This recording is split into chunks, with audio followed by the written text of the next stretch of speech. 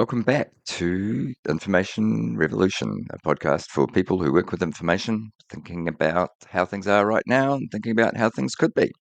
My name's Michael Upton. I'm an information management consultant in Wellington, New Zealand. I work for a wee company called Metataxis. And I'm Judi Vernau. I also work for that wee company called Metataxis, and I'm in Wellington, and I'm an information architect. And I'm Karl Melrose. I work for Castlepoint Systems in Canberra. Just have to make a quick disclaimer, though, that their views are not my own. Everything you can hear is all me. And today, I got to choose the topic. Wonderful. We're going to talk about virtuous cycles or positive cycles, or whatever term we want to put around them. But I think it's a really important topic for information management because in a lot of the organizations that we're in, we're not necessarily in the place where we want to be as far as the organization's concerned. We struggle to get budget. We struggle to get people to essentially do the things we need them to do. And a lot of the time, I think, people are waiting for the regulator to come along and, sort of beat people up so that they'll do what they're told, or they're waiting for, something to change so that, we can do the work that we need to do. But I don't think that's realistic in a lot of cases, or at least you can wait a really, really long time for that to happen. And so virtuous cycles for me are just a way of conceptualizing the work that you do in your organization so that you are always building something and always improving your ability to operate the social license you've got. And, a virtuous cycle is really just one action that has a positive impact in some way and leads to your ability to take bigger actions. And that's really, that's going to sound a little bit vague. So, the simplest example of it is business cases. If you keep positioning records management as this thing where you keep tipping $1 million a year into it and nobody really understands the ROI they're getting on that, that's a vicious cycle because everybody will look at the money and just wonder what they're spending it on, not really understand it. And so when you come along and ask for more money, they'll sit there thinking, I'm already giving you $1 million a year and I don't know what I'm getting for it. Now you want more? Whereas if you sit down every day and, or let's just say you put a business case up, you're asking for $50,000, you've got a really solid business case to generate $100,000. You come along after, you do the project, you deliver the value, and then you come along afterwards and you do benefits realization. Well, that's the start of a virtuous cycle because you've just gone to someone, asked for money, told them you'd deliver an ROI, delivered the ROI. Next time you go back, you're going to find it's much, much easier to get money. And if you need more money than that, there's a good chance you get it. It's one of the big mistakes, I think, that lots of people in records make. They come along and they ask for, $1 million for a new record system. Actually, a good friend of mine at an agency who we all know, I remember talking to her just after she joined her agency, and the previous information manager had been in there and said, need $5 million, new record system. And this is in an organization that was still doing 98% of everything on paper and had no culture of good information management whatsoever. And had just this long history of not funding the records team and not showing in any way that they trusted them. So she's come into this agency, and the first thing that she did was, run around and look for a few problems to solve. Found a problem in the chief executive's office with a specific business process that touched their minister, and went and asked for $10,000 to solve the problem. And I remember her talking about going to the whoever the finance person that she needed to talk to about that was, and they nearly fell off their chair because they were expecting this ask of $5 million or so. And instead, what they got was a request for $10,000. Now, she went along, solved this problem in their minister's office. And so all of a sudden, she's got this fantastic start of a great virtuous cycle because she's asked for less than she was expecting to. She's delivered what she said she would. And she's done it in a place where there's a really, really positive impact for the perception of records management and the idea that records management can really deliver value for the organization. Because it wasn't a compliance-y type problem. It was we've got a problem managing this business process, and better records were actually the way to improve the management of it. So it comes down to that ROI, as you just said there, Karl, and measurability and finding those little projects or whatever you want to call them that can actually prove the worth of managing your information properly. Yes, in principle. The one thing I would say though is that, I mean, all political activity is based on a virtuous cycle. It's kind of that idea that, in your organization, most of what we're seeking for records management in an organization generally, I think, is kind of like a social license. When you talk about social licenses, normally you talk about them in like the classic sort of case studies of these big projects that have potentially damaging environmental effects and affect large communities of people. Like big mining company goes into small village somewhere and wants to put in a tin mine or something like that, and they talk about the way that these big mining companies get essentially the local people to let them operate the mine and support the operation of the mine as a social license. And really, it's just about understanding that there are going to be negative consequences for doing this thing for, some quality of life and those sorts of things, but offsetting those problems with enough good things for the community that the community buys into it. And I actually think there's a really good analog for records management there, because a lot of the time what we actually need in an organization is we need people to do some things that are not necessarily in only their own self-interest. We're asking people to keep records because the next person in the process, Yeah. is going to need that record, or we know that in a couple of years' time we might be subjected to an administrative or a legal review, and we want to make sure that the record keeping is nice and clean. But it may actually take time away from a business process. And so what we need is akin to a social license. We need business unit managers and those sorts of people buying into the idea that record keeping has real value in the organization, so that when we ask them to do things that actually impose a burden on them, they'll do it. And so political processes are, they are a virtuous cycle as well. You pick a stakeholder that has some political sway in the organization. You do some work for them, and you do some work for them because next time you want to do a project for some, or piece of work for someone else who's new, and you need them to trust you. What can you do that's going to make people trust you? Remove that risk that, oh, it's the records team and we're not sure we trust them to deliver on this. Well, if you can point to influential stakeholder like person in the chief executive's office, who has a process that touches the minister, and say, we did some work for them. Look, I mean, if you want to understand whether, we can help you with this, just go and talk to them because we did the same thing for them. Like, and that's a political virtuous cycle. It's that action you take that leads to your ability to take bigger actions in the future. Am I explaining this well, or have Yeah, I? and it ties in very much, All I good. think, with what we were talking about.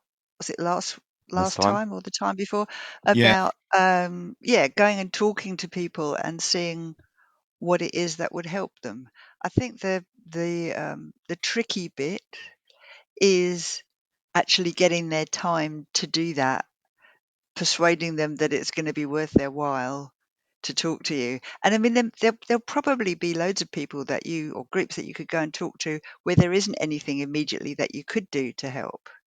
So yeah, that's that's Yeah. I think a bit of a balancing act.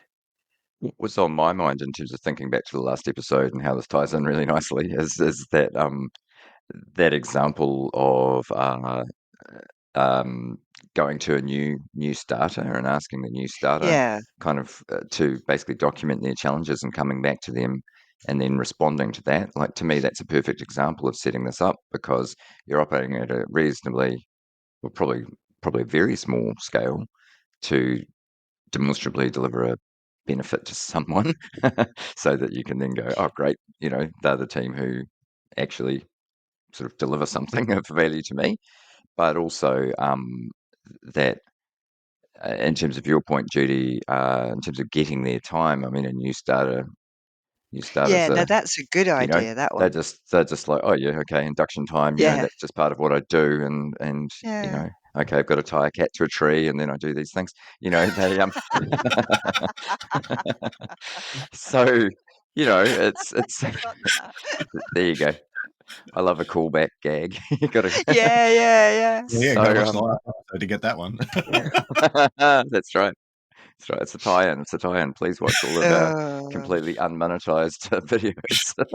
Or anyway, yeah, but you know, yeah, there's already kind of expectations or a process to hook into there, rather than being like, right, I'm going to try and go and push for a change if there's an established kind of culture of you not being someone worth talking to, frankly. And I don't mean, you know, I'm not talking about that in a personal sense, although, you know, yeah. And I think I'd emphasise that point. I think was in what you were saying as well, Karl, about scale. That I guess it's that thing of like, instead of asking for 5 million, which, like, how are you going to be confident that you've got the return on investment of $5 million? You know, like what is it you would measure that, you know, would make you go, yep, that was me, and what are all the other factors that could go wrong in the interim, versus if you just go for that much smaller chunk, and you know, nail it, deliver on that, and then go for the next one. I I mean, guess. I think that's why the idea of social license is really important, because you Yeah. can ask for $5 million, but you know, if Mm, the last project you asked for was, you know, $10,000 and no one felt like you delivered an ROI on it, and now you're coming along asking for 5 million, people are probably going to be a bit skeptical about whether that giving you that money is a good thing. But you know, I mean, if you've got, you know, I think one of the most valuable things that a records team can actually establish is a register of projects that they've done and the ROI on them. But you know, right. Yeah. if you Yeah. make a commitment to okay. benefits realization, establish a register of the projects you've done, the money you asked for, the ROI you promised, and then, you know, the actual benefits realization piece of that. If you can rack up 10 or 15 projects in a row, or even, you know, 10 or 15 projects where 8 out of 10 of them delivered the ROI that they were supposed to. I mean, anytime you go asking someone for money, if you can point to that project register and say, and you know, they get a bit skeptical about the business case or something, you can say, well, look, you know, here are the last 15 projects I've done, and as you can see, 14 or 13 of them delivered the ROI that we expected them to, or more. Then I mean, I think that's a really powerful thing, and I mean, that can build you up to the point where you can ask for $5 million. You know, if you get to the point where you've done all these projects in a row, and you know your record system is the real blocker, and you want to put a new one to increasing ROI, you want to put a new one in. I mean, I don't think, you know, that there are isolated cases where that's actually the problem, but I mean, I think you can build up to that. Yeah. Yeah. Yeah. Yeah. I think another interesting aspect of this, I guess, in terms of that building up to things, is probably, you know, part of our jobs, I suppose, or part of a kind of management or a strategic approach, is thinking longer term, and is thinking about all of those things, having that kind of bigger picture view of like, if I make this incremental change, I want to do it in a way that doesn't stuff it up for the next thing, or, you know, or Mm, for the thing 5 projects ahead that needs to happen. I think that's a really common aspect of information work, is that um, you kind of have some kind of responsibility for seeing a really big picture, and you know, an absolutely. enterprise information architecture would be an absolutely sort of golden example of that as a thing, or a, you know, a sort of product, if you like. Um, yeah, and so I guess it would be really important in establishing a cycle. It's kind of how you're chunking up work, but still with a view to what that work is overall. Because yeah, obviously, IT people talk about point solutions, and I'm sure that's kind of bled into other professions. The Mm. idea that, you know, you don't want to just sort of, and it's kind of the band-aid idea. You don't want to just patch over a thing over here and a thing over there and a thing over there, and then realize, oh crap, we actually could have done one larger piece that would cover all of these things. But I think it is reasonable to try and identify those things that you can do in isolation, just so that it's almost just getting the ball rolling, right? But as you say, in order to build social license. For a lot of records teams, you could actually start with a virtuous cycle at the conversational level. And it was actually just interesting, Judi, because it was what you were saying that was just making me think about that. You know, I mean, if you want to turn perception of a business unit around in an organization, and your records team, the reputation that they've got is it's only the paper, and they always say no every time we want them to ask for something, and every conversation we have is them saying put it in the EDRMS. Well, you can actually create a virtuous cycle by just making a decision that, okay, here is our conversation script for the entire team. We're never talking about paper ever again. We're not asking people to put it in the EDRMS, and we're not talking about compliance. And right. and you know what? You're going to spend 98% of the time you're talking to people, listening to them, asking, how can information management be better?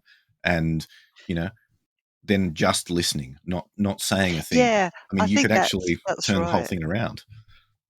I think that's right. I think you need to go around and listen to every team and just, yeah, as you've just said, just listen to what their issues are and then try and find some way to put that together into a bigger picture. She's always my bigger picture, holistic thing, The architectural Mhm. view. the Yeah. architectural view. But yeah, get that picture so you really understand how the flow of information works across the organization, and then decide what you want to focus on. So take it off in little bite-sized chunks, Mhm. but within the view of a bigger picture. By the way, this reminds me that someone contacted me. I think I said this to you guys, to say actually your podcast is called Information Revolution, but it sounds much more like Information Evolution to me because you're not being very revolutionary. Not that I think she was suggesting we should be revolutionary, man the barricades and all that, but yeah, just Sure. came to my mind then. I mean, the question that I think is a good and relevant one is, how do you find the balance? Because the big picture view, you have to have the big picture view, or you just end Yeah. up doing lots of tactical projects that go in different directions. And you which really is, I mean, I actually wrote a blog post about bad strategy yesterday, and mediocre strategy is kind of people doing good things but not getting any reinforcement value out of them. How do you find the balance, Judi, between big picture view and sort of tactical view? Because the short term value is in the tactical view, but the long term value is in the strategic view. Yeah. So you start with the strategic view and then choose your wins, quick or otherwise. I hate that quick wins thing. I, it always just like, let's knock that one on the head and knock that one on the head. But yeah. Yeah. But Yeah. they So are part of how you build a virtuous cycle, right? I know. It's just that I know. phrase. Whenever you're going to do something, it's always like, well, what could the quick wins be? What's the Yeah, low no, hanging fruit, etc., etc. Yeah. and nobody ever wants to do the slow wins, which are often Exactly. the big foundational things that you know Yeah. you do the Exactly. tactic, you do the quick win, and if you do 3 quick wins on their own, well, you get 3 quick wins. But if you do 1 slow win and 2 quick wins, you get Yeah. 10x out of the quick wins. Absolutely. Absolutely. It's So the let's idea. just stand back as ever. I'm standing back so much in my work. This is Stand me back. up in my helicopter. Yeah, yeah, exactly. And just really think about, is it a quick win that is actually going to get us the best ROI, or is it that longer term? Just prioritizing. But you've got to know what they are first. Yeah. I mean, I think again that social license, it's how you find the balance between Yeah. enough Yeah. quick wins that people will let you do the slow payoff stuff. Yeah, true. True. And I think I was thinking about this actually last week. Yeah, I might as well say it, that running a course on information architecture in Microsoft 365 and thinking about examples people were giving me about what they actually get asked to do in their day jobs. And it was really interesting thinking, oh, yeah, these are kind of those point solutions or they are quick wins or whatever. But people were identifying things and considering them in context while doing them. So it's kind of like, um, hey, I mean, it's just what you're saying, Judy, but just seeing it happen in practice was great. Just thinking about like, okay, I've got an idea of how things are supposed to be heading over years, and here's a specific thing that needs to happen. And so, uh, yeah, I'll do that specific thing, but with in mind where I hope we will get to. And I think in modern information systems, being able to tweak things like, um, metadata that's stored centrally and reusable across the environment. Those kinds of things are actually getting easier. Getting easier to actually implement as a technical thing. And so if you can just, I guess, that reduces the risk in terms of impact if you choose the wrong option and realize that actually your tactical solution needs to change. But I think it's also true that if you make those tactical changes and then realize that there's a better solution down the track, then hopefully you have established that license to make further changes that might impact on that same team. So yeah, uh, I can see people doing this in real life, and I think the kinds of skills we probably already have when we're assessing how information moves around and things is we can see the extent to which there are dependencies or impacts across an organization. And that's the kind of thing where I think you could prioritize, not just on the value, but also like if I put in a solution for this and then realize that it doesn't really work with my broader scheme, it's probably okay. Like it's probably less of a problem. It's taking a really, really specific example, just that someone was talking about on the course.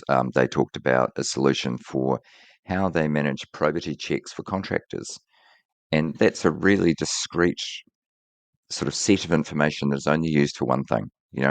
And so that's a really low risk choice for something that delivered demonstrable benefit, because the business problem they had was that a bunch of people in the business who needed to be able to refer to those checks couldn't do that without seeing personal information that it was felt was inappropriate for them to see. So they basically just needed a solution where they could kind of pipe a yes no about the currency of a probity check somewhere, and someone could check that. It's more like a register of like, hey, is this contractor got a current um, you know are they okay?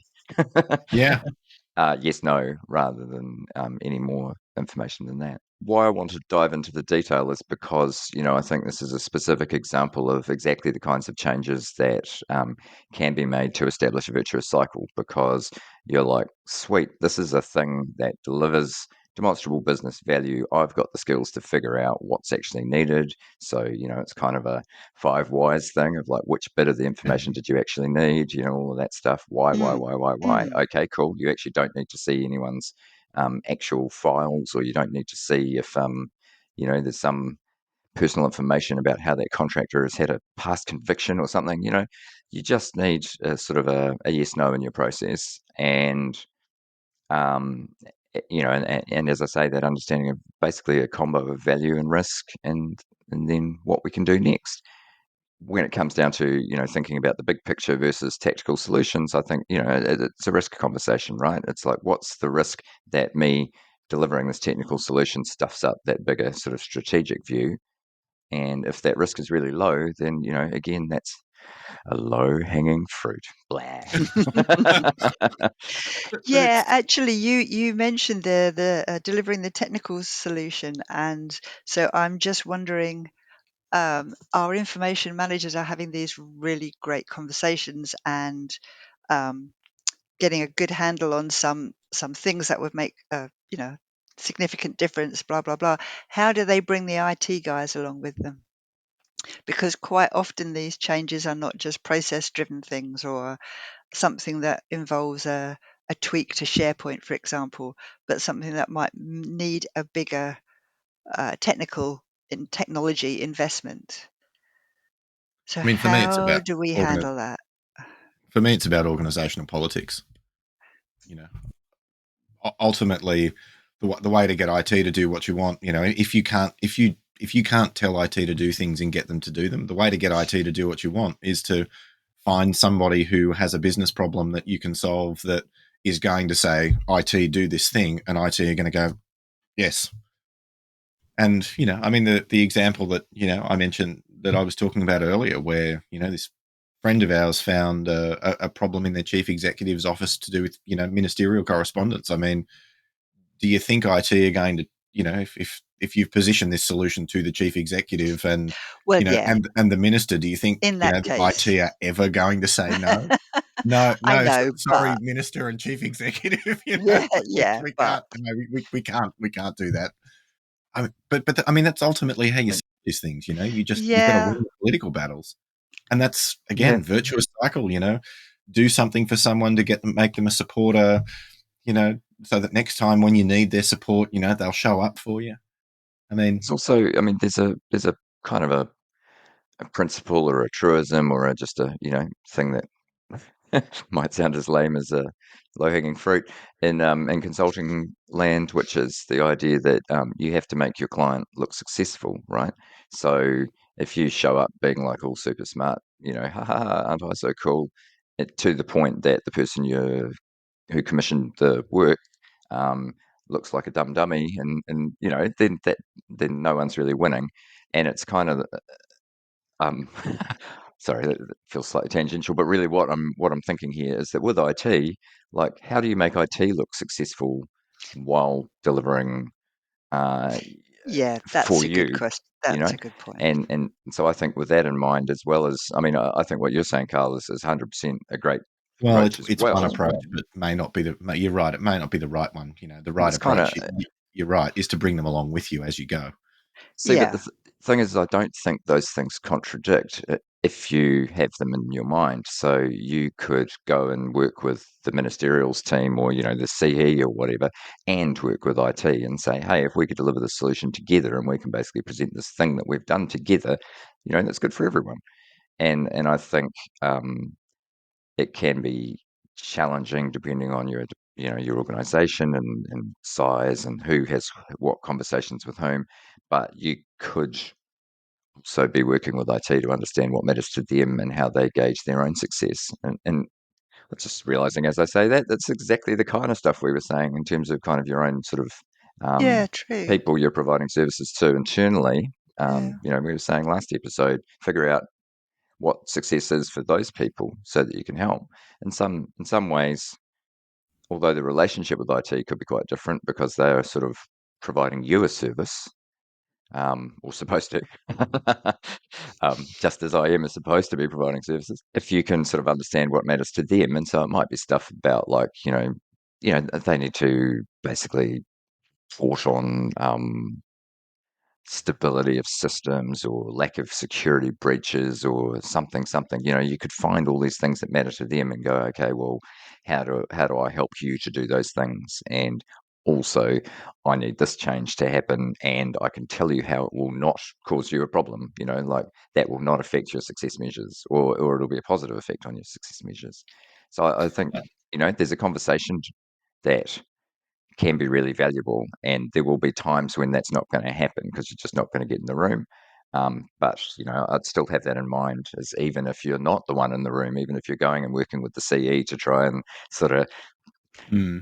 basically give Bringing them give along. IT a shove to do something, you still don't do it in a way that's like, haha, suckers, like Yeah. But I you think know, I think bringing them along. I mean, I think most of the time you should end up in a pretty good position if you go and talk to someone, you figure out what your solution looks like. You're going to need IT involvement. You don't wait until you've got your entire project plan done and had it signed off by them and finance to then go to IT and go, here you go. Now you got to do this. You go gotcha. and talk to them Yeah, along the yeah, way. yeah. Like that's just a recipe for disaster. It's something that I make sure I do in any kind of project work that I'm trying to get someone to do. Talk to IT, because inevitably we have an IT component, and if there's something I haven't understood ahead of time, there's a security requirement or whatever it happens to be, that can scupper projects really fast. But I mean, I think if you do that stuff, this is part of the working with IT thing that I think a lot of people are struggling with when it comes to Microsoft 365. That they all need some level of administrator access to do their jobs, and IT just won't give it to them. But I think that lots of people are also going to IT a lot and saying, I need administrator access because, there's this little bit of data over here that I need. And IT are sitting there saying, well, that's not really a reason to take the risk of giving someone administrator access. Whereas I think if, I mean, a better way to get there, if I, for me, is you make them part of your project. You make sure that if there's a process that you need to follow to get them to do things, that you're following it. And you just over time, you just overload them, you know, like, the example you were talking about before, Michael, the probity checks. You know, you want to build you want to build a list for that so you can use it as a register, and then you want to do a workflow of some kind. And well, if every single time you want a field added, moved, changed, adjusted, you want a new step added in a workflow. I mean, if you've got to put a help desk ticket in every single time you want something like that, and you've brought IT in with you, you've stood up a little project, even if you're just calling it a project, and you have a weekly 5-minute project meeting with the person who really actually needs that thing done, and every week the blocker is IT, the blocker's IT, the blocker's IT, the blocker's IT. Sooner or later, IT are going to get sick of being the blocker, and they're probably just going to give you what you need. And So, I mean, I I mean, think there's a lot of I was just going to say that that just comes through so strongly when I'm running training related to 365 for IM people, because it's just every course there has to be a conversation, whether it's part of the material or not, about how do I get the access to the things that I'm seeing in this Yeah. training environment that I can Yeah. see I need in my day job. Yeah, we could I probably mean, do a and whole episode on that. yeah, we could. Yeah. But so I'm putting together a Microsoft 365 event at the moment, with a group of people in Australia and New Zealand. And um, I've been asked to do a section. I've got a 30-minute section about Microsoft 365. There's some other guests that are going to be invited to speak at it. It's a record keeping audience, and I'm really stuck as to what I present. Because on one hand, I'm sitting there thinking I can go through the Kara document and go, here's how Microsoft 365 addresses all this stuff now, or here's how you can do that. But I'm really actually titanically disappointed with the number of people that I run into in records who still haven't been to office.com and logged in and looked at the tools that are available. And I I think I think there is so much advantage to be gained out of that tool set. The virtuous cycle that you can build when you get down to the level of someone's business process and you are helping them manage it using Microsoft 365 and gaining better records as a result. I mean, it wouldn't have to be Microsoft 365. I mean, you can create registers and do workflows in half a dozen record systems. But, Microsoft 365 is the one that is the most self-service out of all of the ones that I know. It's the one that everybody seems to have access to at the moment. And I think I think there's a real, almost an existential question there for records management around, um, you know, are we just about the management? And so we're never going to focus on what the records that people are actually keeping? Or are we going to do what ISO 15489 actually asks us to do? And so which one is it? Yeah. It is. Yeah. but and asks us to get systematic control of the creation, blah blah blah blah blah. I mean, Creation. what better way is there to get systematic control of creation than be sitting there going, well, let's create a register that is first where people request something, then where they manage the process, that also generates the outputs, that also becomes what people refer to. I mean, I cannot see we waiting for people to create documents so that you can manage them. I don't. I think that's had its time. Um, I think things like Microsoft 365 represent the future of all that stuff, but there's a real opportunity for a virtuous cycle there. And I think the reason a lot of people are struggling with, just to draw actually a circle around the topic and get back to my point, and off my rant, is that I think the reason a lot of people are struggling to get administrative access to Microsoft 365 is because they're asking for administrative access to Microsoft 365 so that they can get some reporting about something that they just don't have the political support for.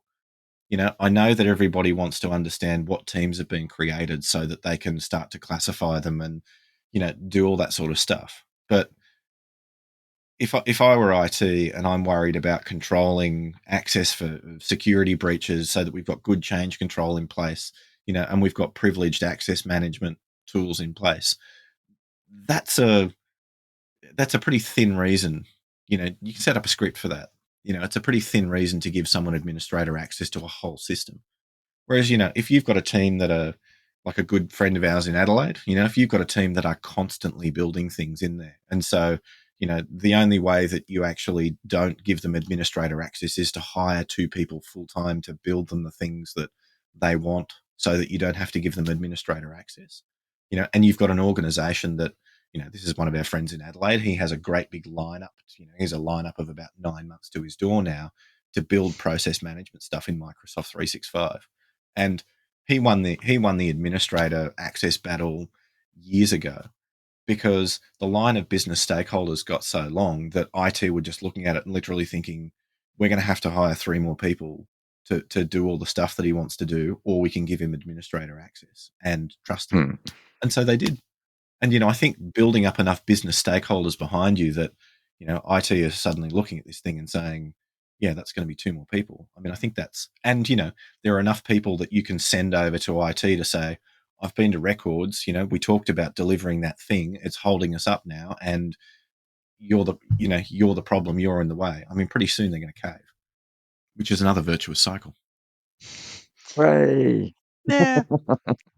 So, in terms of time, I reckon we should probably wrap that one up. But there's certainly I think so. many threads So, we can continue to pull on there. Yeah, as always, very interested if anyone out there listening to this has things that you'd like to input. And otherwise, we'll see you next time. Thanks, one and all. thank you.